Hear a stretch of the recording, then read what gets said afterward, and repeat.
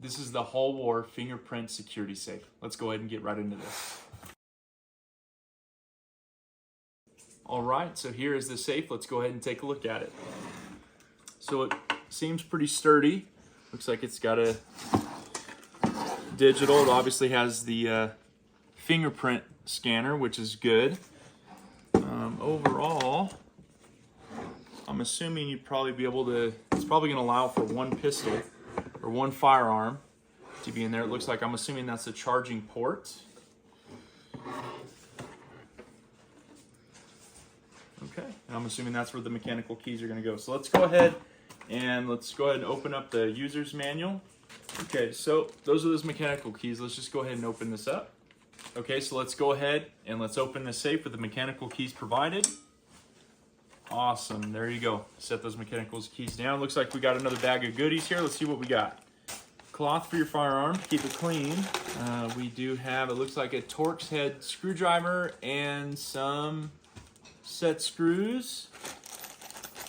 I'm assuming this is gonna be to put power on the unit itself, which I actually showed you guys a little bit earlier, so that's, I'm assuming, gonna go right there if you ever needed to power this up to open the safe. It looks like it also comes with 4 AA batteries. Okay, so let's go ahead and start getting into this. So according to the manual, I go in there, it's gonna tell you right here, this is the schematic diagram of the battery installation. So obviously that's gonna be important when you're adding batteries to this. Let's go ahead and do this right now. Okay, so right inside here, that's where that's gonna be. So you just go ahead and pop that out. Okay, and you can tell that's where the batteries are gonna go. So let's go ahead and do that. Here goes the last battery. Oh, looks like we got action. Turned on, so I did it the right way. Very good. So there we go. The batteries are in. We got power to the unit. That's great. It looks like on the digital system, it looks like we have a time, we have a battery indicator, we have the temperature, and we have humidity. That's good. Obviously, you're going to have this dial pad here, which is, I'm assuming you're going to be able to do just like the last one. It's going to be probably 6-digit code, and then also you'll have your fingerprint here.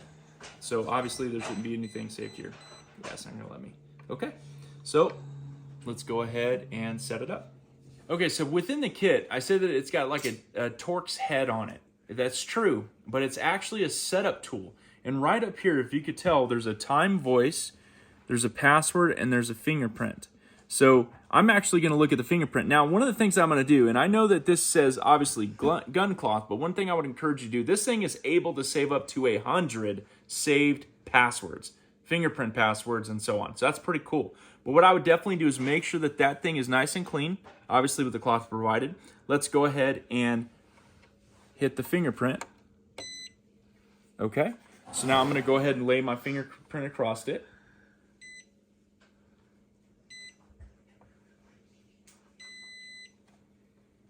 Okay, so I had to lay it down 3 times. Make sure that that thumbprint is flat. Don't kind of do it like this or like this. Make sure that it is flat directly on it. So I'm gonna go ahead and there you obviously see I got a toy firearm in there. So I'm gonna go ahead and shut it.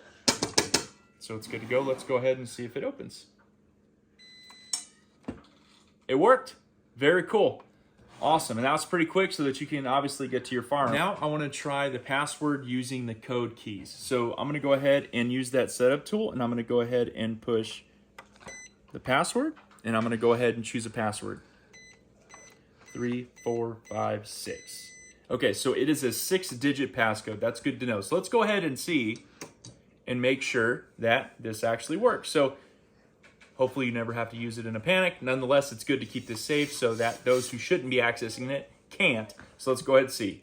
1, 2, 3, 4, 5, 6. It works. Very good. Okay, and obviously you can set that up to anything that you want to. Make sure that it's a passcode that your kids will never guess, right? So if they know some of your codes on your phone, or if they know some of the codes on whatever else you use, do not use a code that they will know. Obviously, and the importance of that, the importance of this entire box is to keep people away from this firearm, right? That's the purpose of this entire box. Okay. Okay, so if you want to use this setup tool one more time, and it's going to be for your time. So let's go ahead on the last button there. Let's go ahead and hit that. Okay, so it's military time. So 14. You said 25. Okay, and so that is how you change the time. Now, this is a tethering tool.